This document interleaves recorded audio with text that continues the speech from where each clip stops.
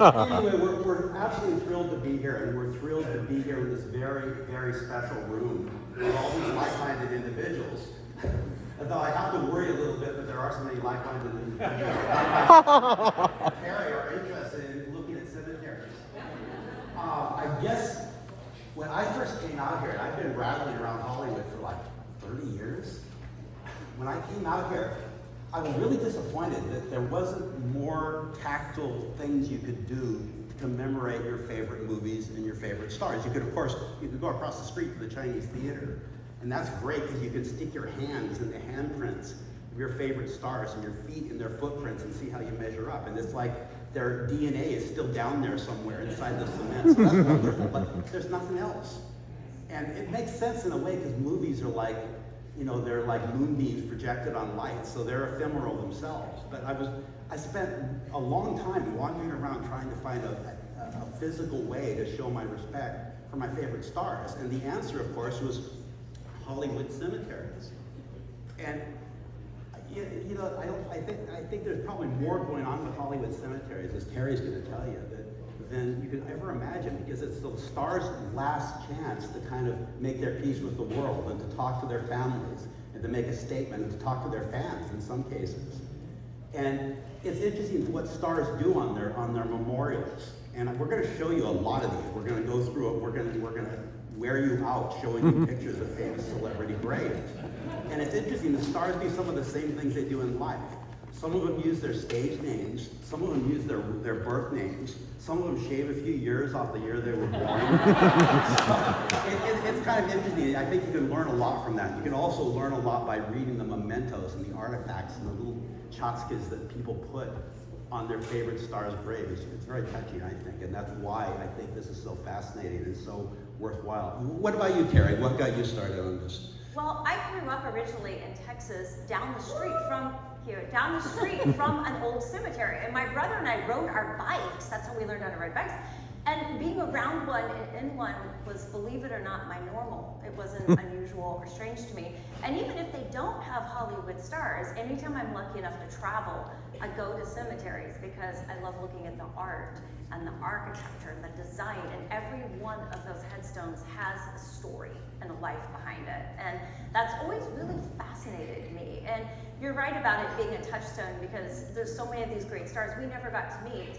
But standing at their final resting place, that's the period or the exclamation mark at the end of the sentence. That's where their earthly journey came to an end. And there's something extremely profound about standing there and seeing that, you know. So without further ado, I want to show you a vintage Hollywood map. Wouldn't you love to have this on your wall? It's a tourist map from, I think, 1929 or something. And it shows all the things you can do if you're a tourist and you come to Hollywood, and all the stars you can allegedly meet, and the studios you can visit, and the famous spots and the nightclubs and everything. But right smack in the center of it, we've got Hollywood Cemetery. So even in 1929, that was a tourist destination. It was someplace you could go to see your favorite stars, one way or the other. So it's kind of interesting that Hollywood Cemetery it gets its own mark on this map, even as far back as 1929. So we're going to spend a lot of time in Hollywood Cemetery. That's Karie's stomping ground. So, but we're going to kind of zoom out a little bit. We're going to visit other cemeteries in the Los Angeles area, and we're going to kind of try to take a wider picture before we go back to Hollywood Cemetery. And I do want to add that we're not going to get to everybody, because this is a massive, and I do mean very massive topic. So if we leave out any of your favorites, please don't be upset. We had to kind of narrow things down. It was a grave undertaking.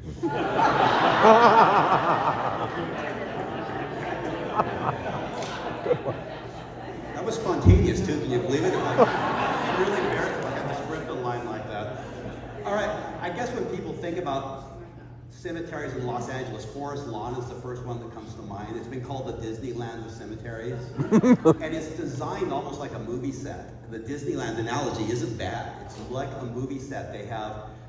It was the first cemetery where they tried to not make it dour, and they tried to make it happy. They have Easter egg hunts on Easter. And so it's a wonderful place, and it's beautiful grounds. The trouble is, especially in Forest Lawn, Glendale, and there are a couple Forest Lawns in Los Angeles. The Glendale one is very hard to get to a lot of the celebrity graves. They're locked off.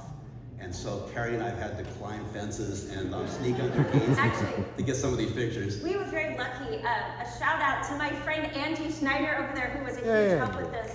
Angie has a key to certain areas of Forest Lawn that are closed to the public, so she was able to get me in there for photos. When we went to try to see Gable and Lombard, who are normally off limits, a motorcycle gang showed up at the same time we did, and I think the security guard was so preoccupied with all the motorcycle people that he just kind of didn't pay attention to us, which was awesome because we got to see some cool stuff. Who's this? This is Herbert Eaton. He was the founder of Forest Lawn, and he was known as the Builder. So you'll see him referred to that in many places throughout the cemetery. This is from The Loved One, which if you're here, I kind of assume you've seen that movie. If not, please do so as soon as possible. I've always looked at this picture in particular. Some of that movie, they actually let them shoot at Forest Lawn. And some was at the old Harold Lloyd estate in Beverly Hills. And we've been trying our darndest to figure out where this was taken. It certainly looks like Forest Lawn, but it could be the Harold Lloyd estate as well. This is one of those great aerial pictures you spoke about. Isn't that beautiful? Shout out to Angie and Chris Schneider. They have a drone, so this is a drone shot. And we could not have gotten this without them. I bet everyone thought we stole this off the internet or something. We didn't. Shout out to Chris and Angie for This is the great mausoleum, and isn't it stunning? Look at that. And look at the inside of the place. I always say that a lot of mausoleums, this is as close as America, a lot of it gets to European style architecture, because it literally feels like you're almost in Italy or in another country when you walk in these mausoleums. The grandeur and the detail, it's just not something you see as much in our country for the most part. There's something aptly timeless about a place like that. Speaking of which, No. we're gonna start out big. God bless the motorcycle gang. Thank Yes.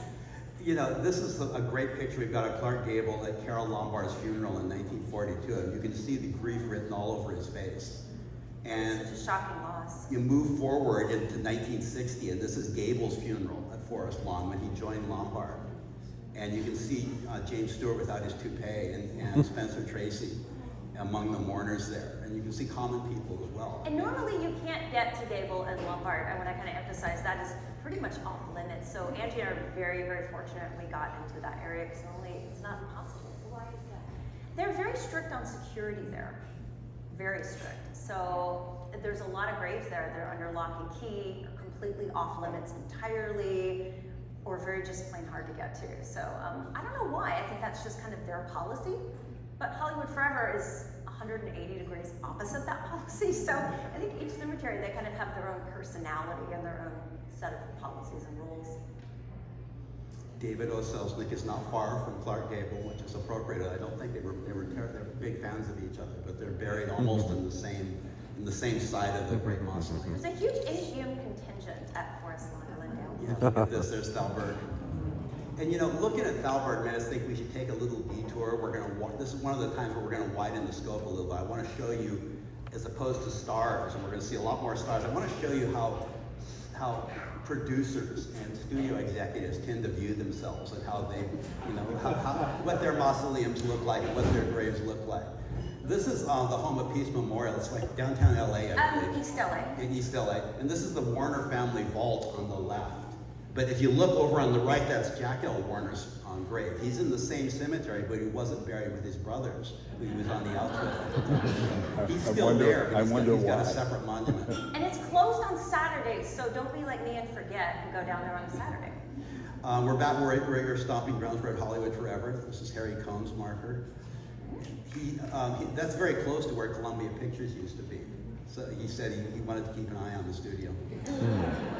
At the top is the Limley Crypt. That's Carl Jr. and Sr. who started Universal Pictures. A relatively modest marker for Louis B. Mayer. And to the right, we're back at Hollywood Forever with Jesse Lasky's marker.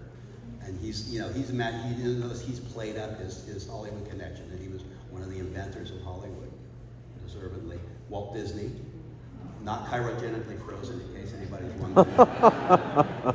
This appeared this was a political cartoon that appeared the day after Walt died on the other side of the screen. It isn't touching. I remember seeing that cartoon as a little girl and just being utterly devastated because he seemed like someone that never could die or would die because of, you know, the work he left behind.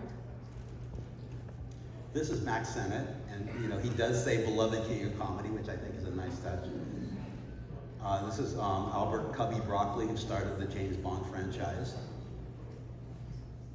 Now this is interesting. This is Daryl Zanuck's marker, and you notice he's put the 20th Century Fox crest up on the corner. So they say you can't take it with you, but he was apparently very proud of the fact that he was the founder of 20th Century Fox. I love that. Now this is Jerry Weintraub, the producer, and I wanted to show you this because it's a beautiful marker, relatively recent. But look what he's put on it. Weintraub. A showman even unto death. A producer to the end, right? And this is the same marker where the Weintraub family's at, but this is the Hillside Memorial Park marker for 1 star. Who's this, Karie? Al Jolson. Yeah, look at this. You can see it if you were stuck in traffic from a certain part of the 405. You can see this from the 405. I kid you not. This is above his vault. You can see Moses bringing the law to man. There's the marker itself.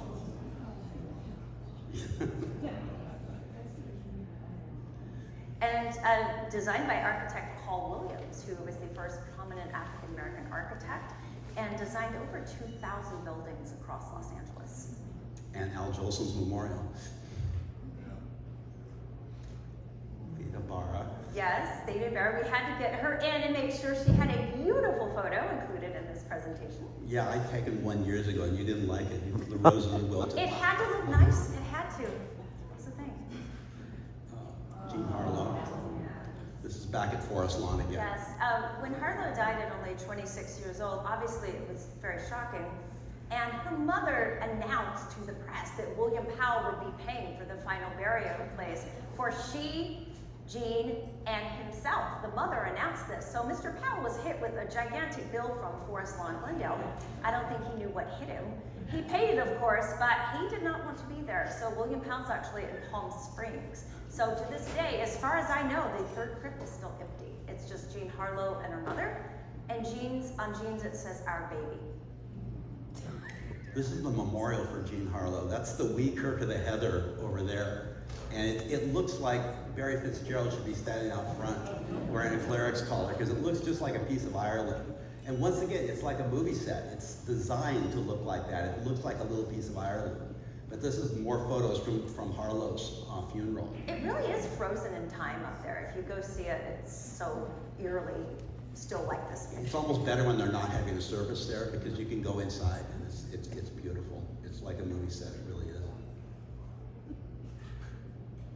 If you tell the security guard that you were there to see the Last Supper stained glass, en route to that, you can walk right past Elizabeth Taylor. Yes, you don't want to tell them you want to find Elizabeth Taylor. Yeah, don't tell them that, please. But you can do it though. It's right there. Mary Pickford. Sadly, Mary is by lock and key. The first time I ever went to Forest Lawn, Glendale, I spent an entire day looking for her, and much to my dismay, realized I couldn't have found her at all because she's behind lock and key. But thank you to Angie. We actually left Easter lilies recently for Easter for Mary Pickford, which is so appropriate. I kind of have mixed feelings. On one hand, if they wanted the privacy of being behind lock and key, I get it. But for those of us who loved them and want to leave flowers and celebrate it, it does feel kind of sad that you can't easily, access some of these places. We had a cropping issue, I'm gonna be honest, with our PowerPoint because you know how people leave little memorials on graves? Someone had left a bell on Jimmy Stewart's grave for every time that bell rings an angel gets its wings. The bell got cut off our picture and we just figured that out this morning. You'll just have to trust us. It was there. It was there. I think everyone in this room would probably get the reference too, right? Yes, yes. Well, we got some oohs and ahs for Errol Flynn. That's right. All feminine sounding. He's got a scantily clad woman draped in a little bit of fabric overlooking his grave, which is absolutely 1,000% as it should be. This is a picture from Flynn's funeral. I think that's the wee Kirk of the Heather in the background. And it's interesting the people that presumably he chose to be his pallbearers. You think of all the people that he associated with and all the bridges he burned and all the enemies he made and all the lifelong friendships that he forged while he was in Hollywood. It's interesting. He ended up with Michael Romanoff, the funeral owner. Yeah, Mickey Rooney. See Mickey Rooney in the background, and director Raoul Walsh is in there, and Big Boy Williams, the character actor, is in there. Jack Oakey is there. So those are the people he chose to carry him off to eternity. Kind of interesting. This is Bogart has a very modest marker, doesn't he? Yeah, it's so shocking when you get there. You're like this. One of the greatest icons in film, and it's this little, tiny, extremely modest niche. And Karie, what's the story? Is Lauren Bacall there or not? You know, I've heard a lot of different things. I've heard she's there, I've heard she's not. I honestly don't know. So if anybody out there knows and wants to let me know, that'd be great. But I'm not sure. I can't imagine that she didn't choose to be buried next to him. And I always thought it was sweet when he was buried, he had a whistle put on his pillow next to his head. Now we're going to move over, we're still going to be in Forest Lawn, but we're going to move to the other Forest Lawn, the one that is in the Hollywood Hills. So what you literally have to do is go over the Hollywood sign, and just on the other side of the sign at the base of the Hollywood Hills is the second Forest Lawn. And it's kind of interesting, it looks down on both Disney, which you can see on the far side of the picture over there, and a little bit farther over, it looks down on the Warner Brothers lot as well, which is very appropriate. There's some stars there. It's interesting, Bogart is in the Forest Lawn in Glendale instead of the one looking down into his old alma mater. But I guess that's what he chose. Anyway, this is the administration building, I guess you call it, which is supposedly based on Mount Vernon. If you've ever been to Mount Vernon, George Washington's ancestral home, it's kind of close, but it's like a Hollywood version of Mount Vernon, I suppose. This is Betty Davis. We didn't have a chance to include this in our presentation, but if you go on YouTube, there is a clip on 60 Minutes with Betty Davis being very death positive. She's showing the journalist her final resting place and saying, yeah, my mom's here, this is where I'm gonna be too. And I wanted to say she did it the hard way. And she did.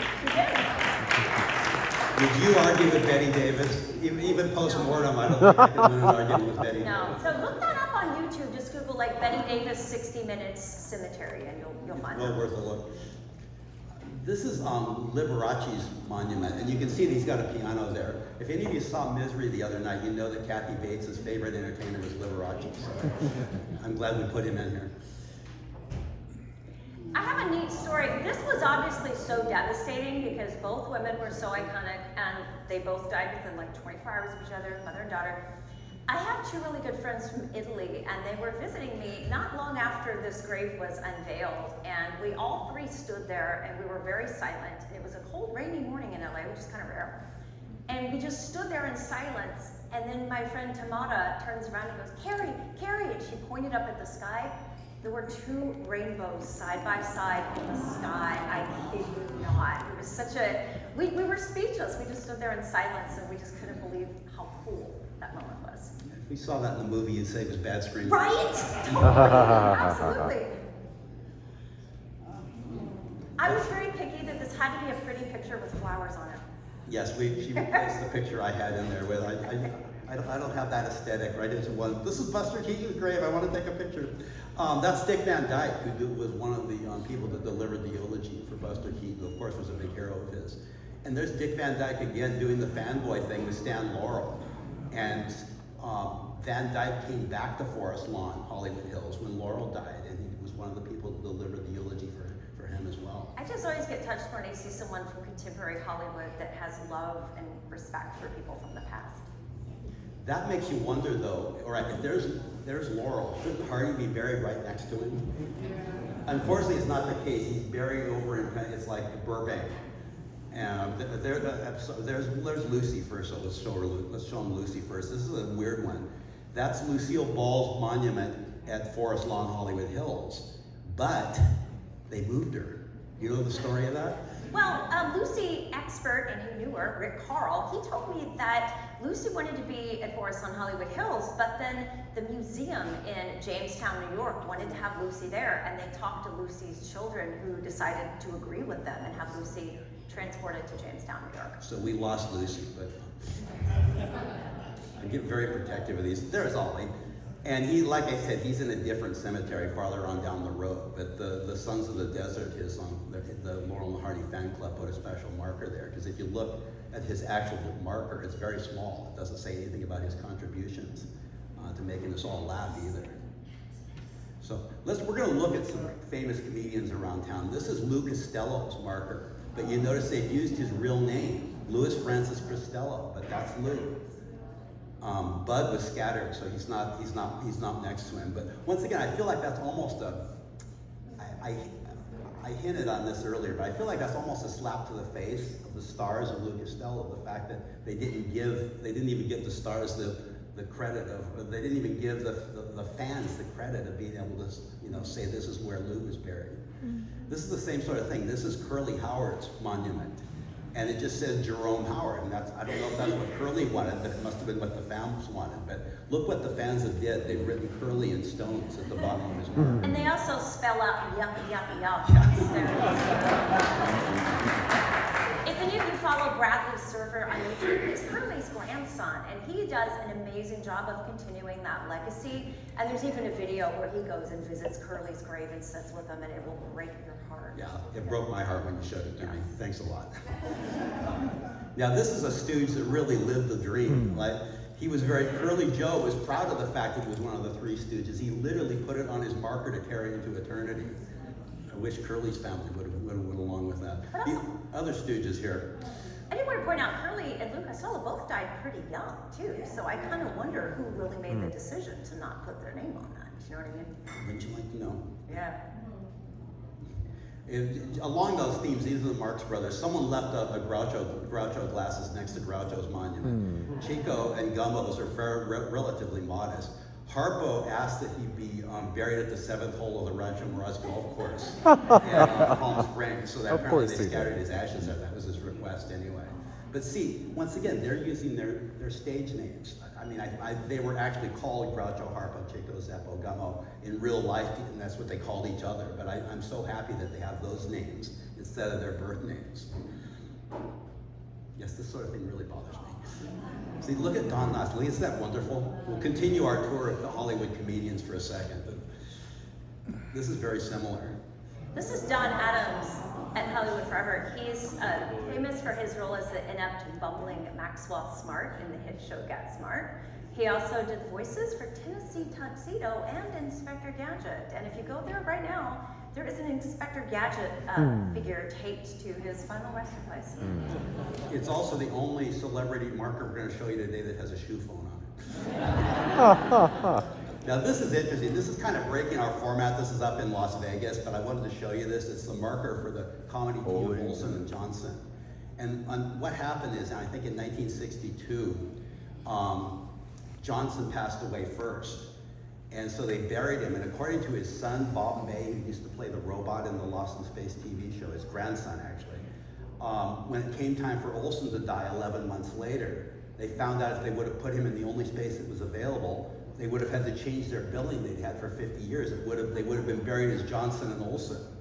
So what they had to do is get permission from Johnson's family to lift him up and drop him into the next door grave so they could put Olsen first, so that they could carry their billing into eternity, which is both sweet and a little weird, actually. We're going to go over to Holy Cross Cemetery in Culver City now and show you some of the people that are permanent residents there. This is a picture that Karie, we tried to change out, but we just didn't have time. I could not get to West LA in time to do that. Anyway, if you pull back from Bing Crosby's marker and kind of look down the same aisle, about 5 graves in, I don't know if you can see it, is Bela Lugosi. And that's a lady named Tina Giles on the right, over here, who's laying on Bela's grave, kind of to show her respect. She was kind of a popular goth figure in the 90s. But I don't think I've ever been there when there's not a bat or a pair of fangs or something similar left by fans on the marker. And of course, Bela, I'm sure you all know, was buried in his Dracula costume. And we had some pictures, post-mortem pictures. I think Karie was a little bit iffy about showing post-mortem pictures, but I was all for it because we'd seen him that way so many times before. This is a little dark, but I think it's appropriate we show it. This is Sharon Tate, who's not far from Balen, Maine, and it is, this is sad, but at the same time, this is how she or her family chose to remember Sharon Tate. So I think it's important to respect that. Jimmy Durante, a little happier. Rita Hayworth. John Ford, and you'll notice he's identified as Admiral Ford. And so he was obviously very proud of his naval service. But he also mentions Hollywood. So he's mentioned his military service, but he also wanted to be known going into eternity as a Hollywood director, which is nice. Ricardo Montalban. By the way, this particular cemetery most of the things are flat rectangles on the ground, so it's a lot more challenging to find a number of these. Yeah, I looked a long time for Lawrence Welk. Don't ask me why. He once said there are good days and there are bad days, and this was one of them. Oh. Okay, we're going to go to Pierce Brothers Westwood Village, which is the smallest little cemetery in Los Angeles. It's also almost impossible to find. If you've never been there, it's really hard to track down. It's behind the movie theater, appropriately enough, in some tall buildings. So you just have to know where it is to find it. But it's only 4 acres. Yeah, there it is. It's so really tiny. The star per square footage is huge. Yeah, you can stumble around and run into somebody interesting very easily. Look at what they left for Dean. Now, it's kind of interesting. His wife is also buried there, but he's up on a wall and she's out in the lawn.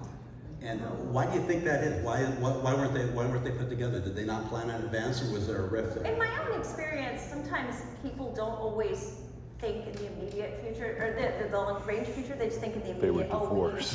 That's another thing. They don't always think, oh, I need two, and they don't always think that way. So sometimes people get separated just by issues of planning. That made me think about couples that are buried together. This is John Cassavetes. And you'll notice that he's very, very close to Gina Rowlands, his wife. They're not exactly on top of each other, but they're adjacent. They can hold hands, I suppose. This is Dorothy Stratton and Peter Bogdanovich. And isn't it nice, if you look at Bogdanovich, he's quoting Ernst Lubitsch. Which is like, this is a crowd that might actually appreciate that. This is Bob Crane and his wife. And there's a whole lot of text. It's very dense. And every time I try to read it all, I get bored and give up. But it's still kind of sweet, and they've got photographs of this. So she, of course, played the secretary in the later seasons of Hogan's Heroes. This is couples who aren't really a couple. This is Truman Capote and Joanne Carson, who was Johnny Carson's, I think, next to last wife. And they've got a marker there that says beloved friends. No, she was wife number 2.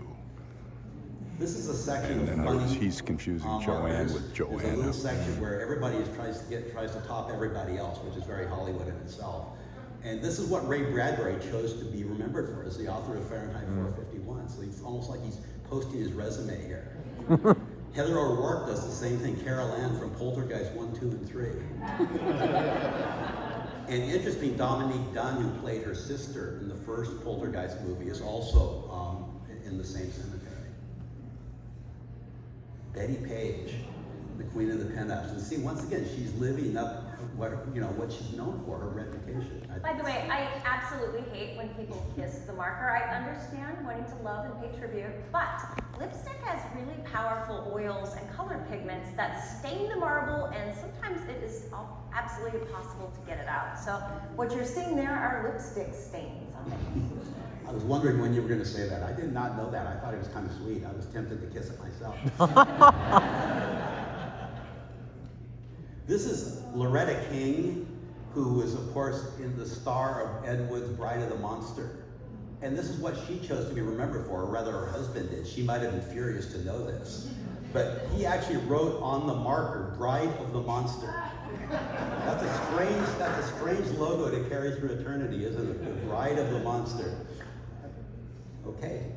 This is one of the stranger markers. It's for Nicholas Conti, the played in a lot of film noirs and gangster films and things like that. But look at it. Richard Conti, thank you. I was thinking that didn't sound right. But look what he Nick put on his Connie. marker. He's got pyramids, and there's several references to the afterlife in the text there, and he's got a question mark after the date of death, and there's that Believe in strange reincarnation. thing above his name. And I took a close-up of it, and if you look it up online, it says that it's some sort of a gang affiliation marker. It shows it's like an animal's paw, and that's the Colombo crime family that's referenced in the bottom. It says CC at the bottom. And at the top it has, I guess it's his initials. But I don't know, does that look like an animal paw? It looks to me like a tree stump. With like 4 stump fingers. And what exactly does that mean? Yeah, the most of them are so Honestly, I quirky. couldn't tell you. Very unusual. So this is one of those things where you stare at it with your jaw hanging open in slack-jawed amazement, trying to figure it all out. And sometimes you can go home and figure it out, or sometimes you can do research, or other times your jaw just continues to hang open like a hinge. And this is one of those markers. Kirk Douglas. Merv Griffin is buried right next to Farrah Fawcett and Ryan O'Neal, incidentally. Now we're getting back to those kind of amusing markers. I will not be right back after this message.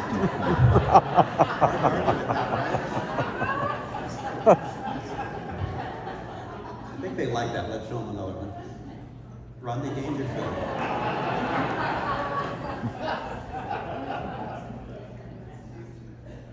Now this is kind of sweet for Peter Falk as a reference to his last wife, but it kind of gets almost a little bit, maybe not comical, but kind of borderline bittersweet, poignant, funny, because the family that's right next to Peter Falk is the Colombo family. Literally, that is the grave right next door to Peter Falk's marker. Maybe he looked at that and said, I gotta be buried here.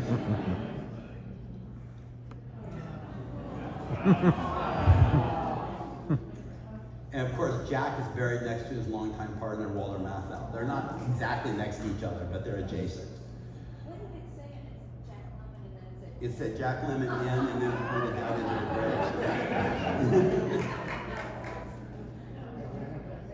grave. And isn't I it love interesting that that Billy one. Wilder Yes. chose to be identified as a writer, not a director, not a filmmaker, but a writer.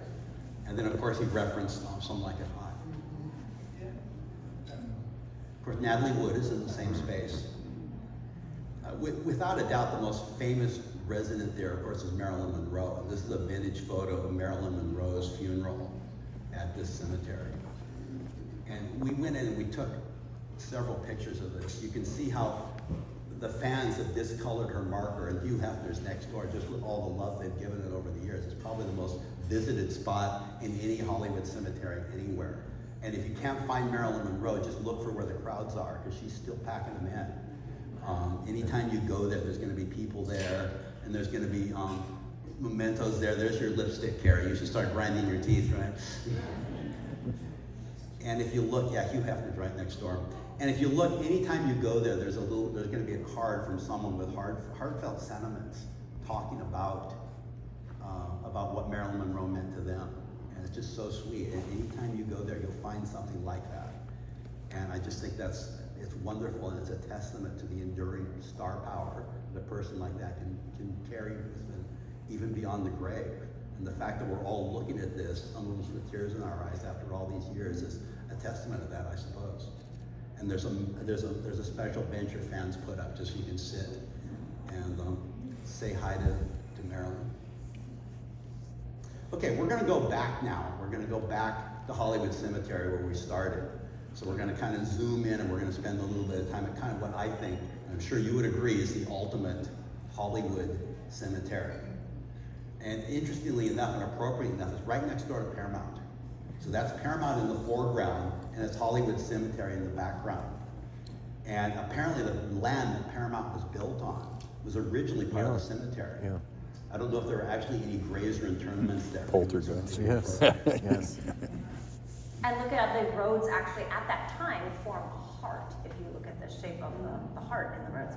It must be strange looking at a vintage photo like this. It must look a lot different. You know, it changes not only every week or so, but every day. Every time I'm there, I'm like, oh, I didn't notice that last time. Oh gosh, that's new. So cemeteries are a very ever-changing, ever-evolving thing, for sure. Doesn't that look like what a cemetery is supposed to look like. And the reason for that is because so many movies have filmed there and used it as a location. So our idea of what a cemetery is comes from movies that were made here. And so other cemeteries are built later by other people who grew up watching the same movies we did. So that's why there's this curious ripple effect in Hollywood where what we do here ends up being copied because it becomes a definitive version of anything. This is the grave of Hollywood pioneer Cecil B. DeMille, of course, director of the silent version of the Ten Commandments, and then the talking Technicolor version. And of course, co-founder of Paramount Pictures, and I'm sure all of you know him in Sunset Boulevard for that famous line, "I'm ready for my close-up, Mr. DeMille." Speaking of close-ups. Speaking of close-up, a couple people that work for TCM actually asked me if I could bring close-up. For those who don't know, he's a feral cat that hung out and slept on top of DeMille's crypt. He followed me all through the cemetery, followed the tour, and then I adopted him, and I love him so, but he gets very stressed out going in the carrier, so I thought bringing him to the Roosevelt would be a stressful scenario for everybody concerned. But he is missed and he is represented. Didn't you guys meet on DeMille's grave? We met at DeMille's grave, yeah. Well, I named him Close Up because he lives for being a star and lives for attention. So the name, and right now he's probably laying in a director's chair watching Cat TV. When we were rehearsing this, he was crawling all over us. I thought that was so Yeah, he dominated rehearsals. This is the regal grave of Douglas Fairbanks. I call this Hollywood star grave done right. It's very beautiful, very lavish. The lawn behind it is called the Fairbanks Lawn. That's where we have our movie screenings, our outdoor concerts, our centerpiece for the Dia de los Muertos, or Day of the Dead celebration. And also Douglas Fairbanks Jr. is interred in there as well. It's so wonderful going there and watching a movie starring someone who's buried at the cemetery. It's a very Hollywood experience, that's for sure. This is a vintage photo by the great Mark Wanamaker, who also gave us several great photos for his presentation. Based on the hair, I'm kind of assuming 60s, maybe? But these are two women leaving flowers for the great Tyrone Power. I love to see some of the things. I love to see some of the stuff people leave on graves, and yes, there is a fan group that often leaves gorillas on Fay Ray's grave. I've always liked the fact that when she passed away, the people at the Empire State Building dimmed the lights there for 15 minutes. Wow. This is a memorial marker for Hattie McDaniel. Hattie was the first African American to ever win an Oscar. She won Best Supporting Actress for Gone with the Wind. And at the time of when she was dying of cancer in the early 50s, her last wish was to be at what at the time was known as Hollywood Memorial Park. However, the owner at that time was racist and told her family no. So instead, Hattie was interred at Angeles Rosedale Cemetery. Well, when our current owner took over in the late 90s, he heard this story and was pretty horrified by it. He offered to disinter Hattie from Rosedale and transport her to what is now Hollywood Forever, all expenses paid. But the McDaniel family did not feel comfortable with disinterment, and it's understandable. So our owner said, well, this was a terrible injustice and we need to make this right in some way. So they agreed to have a memorial marker by the pond, and she's got the prettiest piece of waterfront property the cemetery has to offer.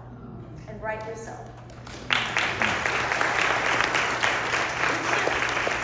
You can't see it in this photo, but we have white roses all around Hattie, like the kind she wore in her hair on Oscar night, and they're all blooming right now.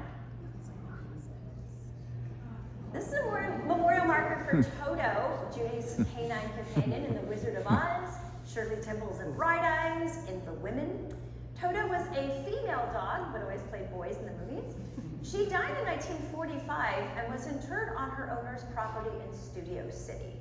Unfortunately, they paved over most of that property in 1958 to build the Ventura Freeway, under which Toto is now presumably resting.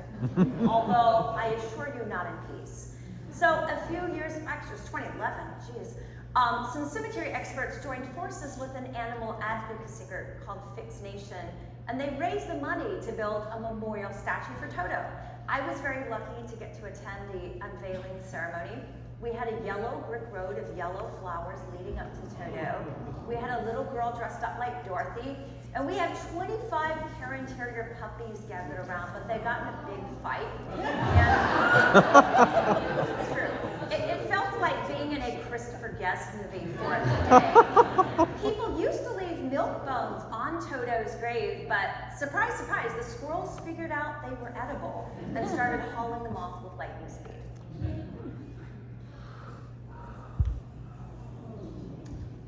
Okay, this is a cenotaph. Cenotaph is basically a memorial marker. Jane's actual remains are in Fairview, Pennsylvania, where she has a heart-shaped monument, but a lot of her fans felt she deserved a local one in Hollywood, and I have to agree with that. So we had this put here, and it's got the mauve marble, the heart, Jane's photograph, and I think it's very fitting she has a place here. And a couple years ago, an elderly woman took my tour and said that she had met Jane, and she was a school teacher, and Jane went to open house to ask about her children's homework. She said Jane went, right? She said Jane went to PTA, Jane was very involved in the school, and normally when you hear a story about Jane, it's very much, she flashed her breasts, she had a string bikini. I get it, that sells magazines, possibly movie tickets. But what people don't always think about is this is a real human being. You know, she might have been a sex symbol and a bombshell and an icon, but this was a mom, a wife, a friend, a person. And to me, that story about Jane at open house made her very real and very human. This is Mel Blanc, the man of 1,000 voices, Bugs Bunny, Tweety Bird, Porky Pig, and Pepe Le Pew. Often people leave stuffed Looney Tunes at his grave, and I love this still, this animated still that was generated. It's so simple, but so incredibly powerful. We're going to hop out of Hollywood Memorial for just a second. I want to show you another monument for another legendary animator. Friz Freley gave those cartoon characters their faces and their bodies, just like Mel Blanc gave them their voices. And it's a very nice monument that both Warner Brothers made on one side of the screen and that his family put up, celebrating his famous characters on the other. I'm a Golden Girls fan, so every time I go up to this, I hear Blanche Devereaux go, my God, you're Mr. Burt Reynolds. Burt was a huge star in Cannonball Run, Smokey and the Bandit. You guys know. And he wanted to be interred at his property in Jupiter, Florida, and even had a mausoleum built on that property. But he went bankrupt and lost all of that. And Lonnie Anderson, even though they got a divorce, they were still very close. She worked with a female sculptress to have this sculpture and this monument built to Burt. Nice, Lonnie Anderson. Paul Rubens, one of our most recent celebrities. He is right by the water at the cemetery and frequently visited, of course. And our freshly interred resident, this photo is like only a week old. The great David Lynch is joining us as well. It's so wonderful that David Lynch is here, and you have to think that because he's here and because we're here today, you know, when we go outside and listen over and we step outside, and, you know, we might be able, if we're lucky, we might smell night blooming jasmine. We're going to go inside now, right? We're going to look around in the mausoleums. This is from Valentino's funeral here in Hollywood, by the way, from Mark Winemaker. This is Rudolph Valentino. He was one of the very first male sex symbols of the movies, and of course, a great star. He died very young at only 31 years old of a perforated ulcer. And there has been a lady in black that visited him off and on for many, many, many decades. And I've been keeping that tradition going since 2002, and now several of my friends do too. So I feel like there's enough love to go around and to celebrate his life and his legacy. So isn't that great? I'm sitting on stage with a lady in black.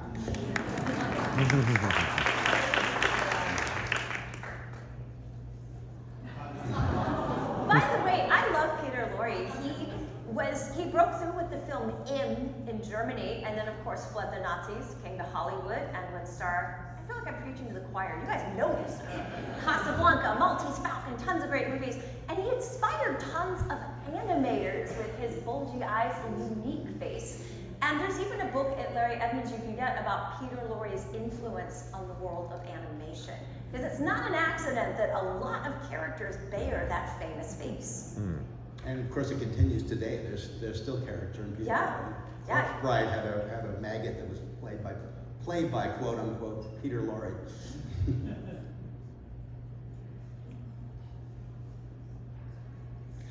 Helen Chandler, she played Mina opposite Bela Lugosi in Dracula from 1931.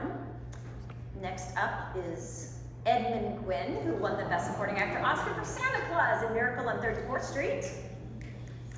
And Ann Sheridan, Warner Brothers star, girl. What do these three have in common? These three have in common is this. When they died, they were cremated, and they wound up in the basement of Chapel of the Pines Crematorium on the other side of LA.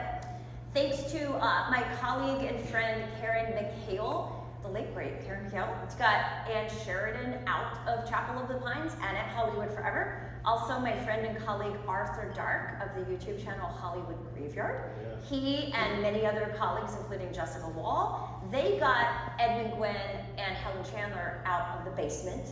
And decades after they died, they finally got their eternal resting place. But it's a very complicated process involving legal issues, estates, family. It's not a simple thing to do. So I really applaud their efforts. So, Karie, I can understand Helen Chandler perhaps because she had personal problems and her stardom had faded by the time she passed away. Yeah. But Edmund Gwynn was an Academy Award-winning actor, and Ann Sheridan was Ann Sheridan. Why were they neglected by their family for so many years? All I can say is based on personal experience. Sometimes when someone dies, chaos ensues and there is confusion. What if there's not a will? Edmund Gwynn's family was in England. So a lot of stuff can happen that leads to this kind of situation, basically. Shocking though it may sound, it happens. This is David White. He played Larry Tate on the hit sitcom Bewitched. So, Knew He's his also in The wife. Apartment. She used to call Many other films. Lisa Figgis. the reason I got this in here though, maybe you can answer it for me. Why is his head sitting there? That was a prop on Bewitched. I remember seeing that on TV as a little girl, and it's kind of funny to me that all these years later I see it all the time, but that was a prop on the show. You're the only person I've ever known that visits David White's head on a regular basis. This is mobster Benjamin Bugsy Siegel, one of our more notorious residents. You can't see it here, but oftentimes people will leave various tchotchkes from trips to Las Vegas, dice, gambling chips, cigarettes, and even shotgun shells. And he didn't invent Las Vegas, but to quote a Not movie really. many of us love, he dialed it up to 11. So I think he was instrumental in amping up Vegas to include a lot of the stuff that, of course, we know today. So I've got to ask, maybe you know the answer to this. In loving memory from the family, which family are they talking about? That could mean the wife and daughter he abandoned, or that could mean the mob family. People kiss his grave all the time, and someone asked me once, he was a mobster, he was a killer, why the kisses? And I say, well, I'm not like this, but there are a lot of women who love a bad boy, and that's kind of a sexy thing. If you see the movie Bugsy, which by the way, I highly recommend, it's where Warren Beatty and Annette Bening met and fell in love. There's a scene in the movie where Warren Beatty's beating the daylights out of a mobster in the other room, and Virginia, Annette Bening, is sitting on the stairs, and you can actually see that she's getting turned on hearing him beat someone in the next room. You don't believe me? Watch the film. And if you love history of LA architecture, they shot in a ton of historic LA places all throughout the city. So it's a really good film. I definitely recommend it. I understand the significance of the flamenco, obviously. Why Batman? Wait, what? Any idea why Batman is hanging out there? I cannot answer that. I'm sorry, I do not answer Entirely that. different sorts of Dark Knights, I think. It may have just been the only thing they had in their pocket. Joan Hackett, the Oscar-nominated actress on film and television, go away unsleep. This should go in the funny cemetery section It over should the have, rest of it the definitely should have. Yeah. Mickey Rooney? Mickey is right, yeah, right? Great. Mickey Rooney was born in a trunk. His mom and dad were both in vaudeville. And he made his film debut in silent film, but only 6. And of course, he had a huge, very long career at MGM in the Andy Hardy movies, the musicals with Judy Garland. He earned a Bronze Star for service in World War II. And he even left films in posthumous release when he died in 2014. So to make your film debut in 1926 and to leave this world in 2014, that's a very, very long career. And if you go to the cemetery and you're standing there in the daylight, you stand in front of Mickey, you turn around, you will see the Hollywood sign. You're literally looking at the Hollywood sign from Mickey's final resting place. Notice at the bottom it says, and Hollywood will always be his home. And I feel that way too. yes, I think that's so touching because in this case it's literally true. You know, Lucille Ball can't say that anymore. But in the case of Mickey Rooney, he's always going to be in Hollywood and a part of Hollywood, which is wonderful. Speaking of which. Right? This is kind of a long story. I'll try to shorten it. But Judy, actually, when she died, she was on her 5th marriage. The husband didn't even know her that well, and had her interred at Ferncliff Cemetery in upstate New York. One of the problems with that is that there's no room for her children. So January of 2017, Lorna Luft had Judy disinterred, flown to Los Angeles, interred with us at Hollywood Forever. I was on gag order for 6 months. I couldn't talk about it. We had black cloth all over the doors and windows. And then finally, on her birthday, June 10th of 2017, we had a private memorial in that room, and that night we showed The Wizard of Oz. And the next morning, the floodgates had opened, and I could take Judy, people to see Judy. And it's been really powerful seeing the emotional reaction. I've had people walk in there and just break down crying. I've had people walk in there and start singing at the top of their lungs. As much as I love all the other stars, they don't elicit that reaction that Judy does. It's pretty powerful to see. Now tell us about this. Okay, there are banks of glass niches on either side of Judy, and they have beveling on the glass, which is like a little edge. And when the sun is just at the right height and the right intensity, it will hit that beveling and cast rainbows across the floor. The first time I saw that, I just got goosebumps on every inch of my body, and I thought I was gonna cry because I just kept thinking, this is so unbelievable that I'm surrounded by rainbows in front of Judy Garland. And the gate in front of her was inspired by the gates of the Emerald City of Oz. I can kind of feel the goosebumps myself. I don't think we're going to top that one, folks. So thank you so much for coming out.